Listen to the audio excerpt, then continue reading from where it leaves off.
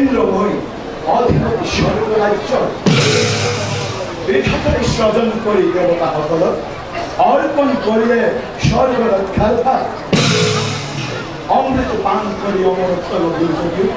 রাখিব করণাই দেবতার গৌরব কতবার দৈত্যভাবে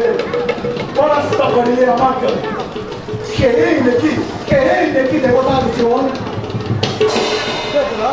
কিয় কৰে এনে নিৰাজনক বাক্য সুখৰ পাছত সুখ আহে নিৰংগত অন্ধকাৰৰ পাছত সুখৰ অৱশ্যে নাহে আমিতো বৰ্তমান সুখতেই আছো